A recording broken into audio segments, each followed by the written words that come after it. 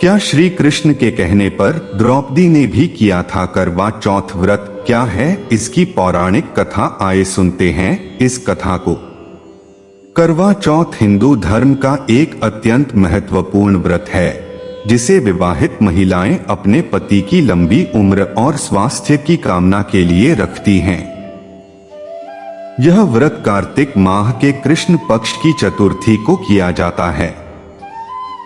करवा चौथ का पर्व पति पत्नी के प्रेम और विश्वास का प्रतीक माना जाता है। करवा चौथ कथा हमें यह सिखाती है कि सच्चा प्रेम, भक्ति और संयम किसी भी विपत्ति को पार कर सकता है।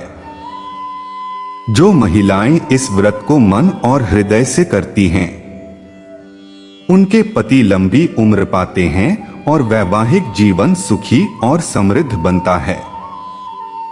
करवा चौथ कथा। महाभारत काल में जब एक समय पांडव अर्जुन नीलगिरी पर्वत पर तप करने चले गए और काफी समय तक नहीं लौटे तो द्रौपदी चिंता में डूब गई। उसने भगवान श्री कृष्ण को याद किया तो उन्होंने तुरंत दर्शन देकर उसकी चिंता का कारण पूछा। द्रौपदी ने कहा कि हमारे सब कष्ट दूर हो तथा पति अर्जुन की दीर्घायु हो। श्री कृष्ण ने कहा कि पार्वती ने भी शंकर जी से एक समय यही प्रश्न किया था, तो शंकर जी ने उन्हें जो कथा सुनाई थी वही सुनो। कार्तिक कृष्ण पक्ष की चतुर्थी तिथि करक चतुर्थी करवा चौथ को निर्जल व्रत करके यह कथा सुनी जाती है। किसी समय स्वर्ग से भी सुंदर शुक्रप्रस्थ नाम के नगर, जिसे अब दिल्ली कहा जाता है, में वेद शर्मा नामक एक विद्वान ब्राह्मण रहता था। उसके 7 पुत्र और संपूर्ण लक्षणों से युक्त वीरवती नाम की एक सुंदर कन्या थी, जिसका विवाह सुदर्शन नाम के एक ब्राह्मण से किया गया। वीरवती के सभी 7 भाई विवाहित थे।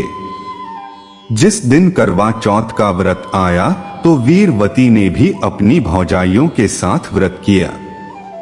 दोपहर बाद श्रद्धा भाव से कथा सुनी और फिर अर्घ्य देने के लिए चंद्रमा देखने की प्रतीक्षा करने लगी, मगर इस बीच दिन भर की भूख प्यास से वह व्याकुल हो उठी तो उसकी प्यारी भौजाइयों ने यह बात अपने पतियों से कही। भाई भी बहन की पीड़ा से द्रवित हो उठे और उन्होंने जंगल में एक वृक्ष के ऊपर आग जलाकर आगे कपड़ा तानकर नकली चंद्रमा सा दृश्य बना डाला और घर आकर बहन से कहा कि चंद्रमा निकल आया है। तो बहन ने नकली चंद्रमा को अर्घ्य देकर भोजन कर लिया, मगर उसका व्रत नकली चंद्रमा को अर्घ्य देने से खंडित हो गया। और जब वह ससुराल लौटी तो पति को गंभीर बीमार तथा बेहोश पाया और वह उसे उसी अवस्था में साल भर लिए बैठी रही। अगले वर्ष जब इंद्रलोक से इंद्र पत्नी इंद्राणी पृथ्वी पर करवा चौथ का व्रत करने आई और वीरवती से इस दुख का कारण पूछा तो इंद्राणी ने कहा कि गत वर्ष तुम्हारा व्रत खंडित हो गया था, इस बार तू इसे पूर्ण विधि से व्रत कर, तेरा पति ठीक हो जाएगा।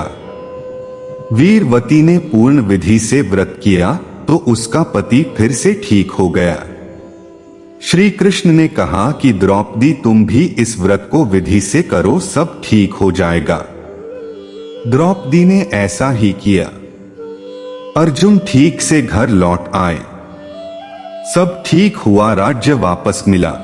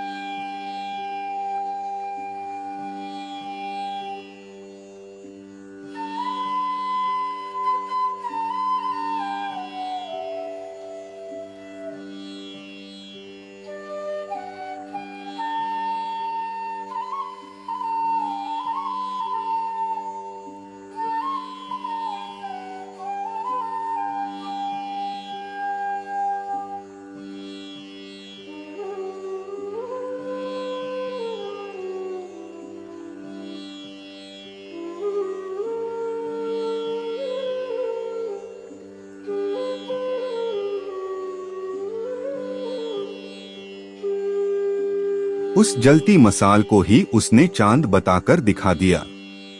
उसने उसे चांद समझ दुख छोड़ विधिपूर्वक अर्घ्य देकर भाव के साथ भोजन किया। इसी दोष से उसका पति मर गया। धर्म दूषित हुआ और पति को मरा देख शिवजी का पूजन किया। फिर उसने 1 साल तक निराहार व्रत किया। उसकी भाभियों ने संवत्सर के बीत जाने पर फिर वही व्रत किया। पहले कहे हुए विधान से शोभन मुख वाली वीरावती ने भी व्रत किया। उस समय कन्याओं से घिरी हुई शची देवी इस व्रत को करने के लिए स्वर्ग लोक से चली आई और वीरावती के भाग्य से उसके पास अपने आप पहुंच गई। शची देवी ने उस मानुषी को देखकर उससे सब बातें पूछी। वीरावती ने नम्रता के साथ सब बातें बता दी। हे देवेश्वरी, मैं विवाह के बाद जब अपने पति के घर पहुंची तभी मेरा पति मर गया। ना जाने मुझसे ऐसा कौन सा पाप हो गया है कि यह फल मिल रहा है। आज मेरे किसी पुण्य का उदय हुआ है जिससे हे देवेश्वरी आप यहाँ पधारी हैं। आपसे यही प्रार्थना है कि आप मेरे पति को शीघ्र जीवित करने की कृपा करें। यह सुन इंद्राणी बोली, हे वीरावती, तुमने अपने पिता के घर पर करक चतुर्थी का व्रत किया था। उस दिन वास्तविक चंद्रोदय के हुए बिना ही तुमने अर्घ्य देकर भोजन कर लिया था। इस प्रकार अज्ञान से व्रत भंग करने की वजह से तुम्हारा पति मर गया है।